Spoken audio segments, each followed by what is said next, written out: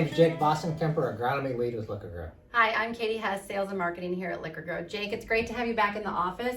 I know you've been harvesting a lot of your research trials and you are going through the data right now.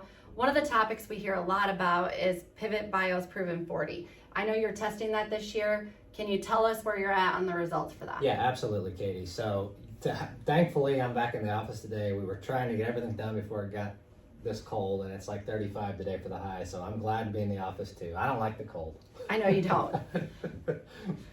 So yeah, I'm in the midst of going through all this data right now. Yes, I've had lots of questions about Pivot Bio's Proven 40 product.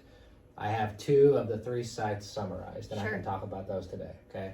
But let me back up and just say that, since Pivot came out with their nitrogen fixing bacteria for corn, I've been extensively testing their products. I've tested generation 1 very extensively, and in summary, I didn't see any yield increase at any site at any N level whatsoever, okay? But they're making a lot of noise in the industry. They have a lot of cash to spend on R&D. Frankly, I like their idea. I like the idea of using a bacteria to fix nitrogen for corn, take it from the atmosphere, put it in the ground. I think that, that could potentially be a great thing for farmers. It could be a good thing for the environment. It could reduce greenhouse gas emissions. There's a lot of reasons why I'm very, very supportive of the idea.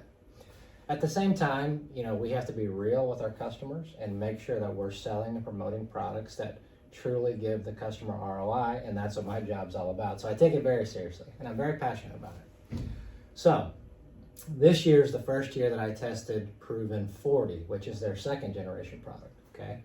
They made some changes, and for reasons we're not going to get into today, it could be these changes they made could make a difference, all right?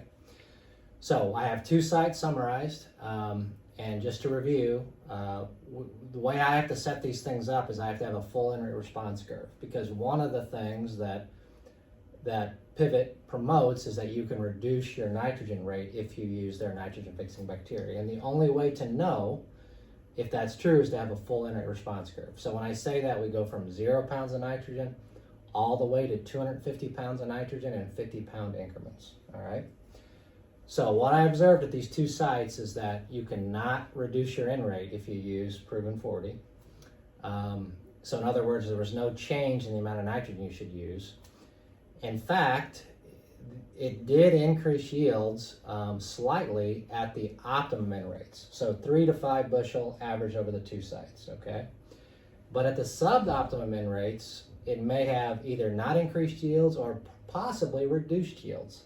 And the reason I'm dancing around this, Katie, is there's only 2 sites here. I mean, there's 12 reps, 6 reps per site, but this isn't the end-all to be-all, right? I'll continue to look at this product, continue to test it. But at these 2 sites, a small yield increase at the high end rates and possibly a small yield decrease at the low end rates. And by the way, what I've seen and observed, this is what Tony Venn, a professor at Purdue, observed last year with the Pivot Bio Proven 40 product. He observed a small yield increase at the high end rates and no yield increase at the lower end rates, all right? So this leads me to some conclusions based on 2 locations.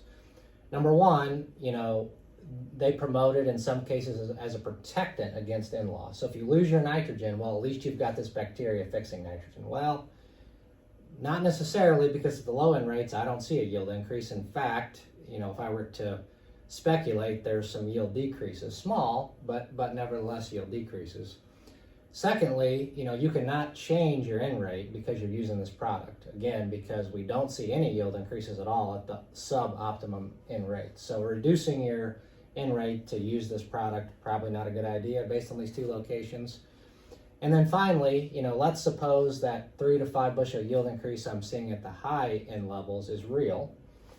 Even at 550 corn at a 5 bushel yield increase, that's $27. That's basically around about what the product costs.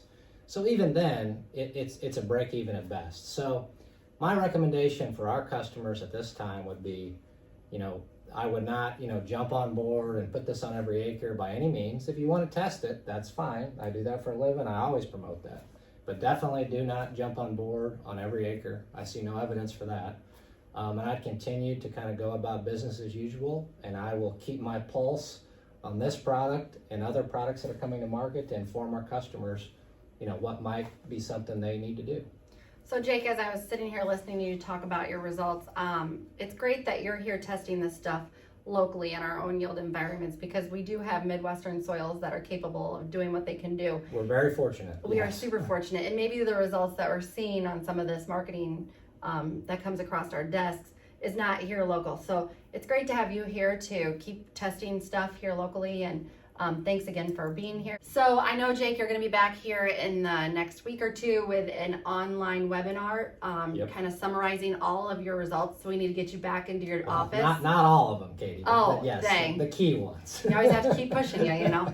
But we're going to have a webinar coming up, so look for that. And if you like this, go ahead and subscribe and like our stuff, and we'll keep sending it your way. Thanks. All right, thank you. Stay in the know with Liqui-Grow.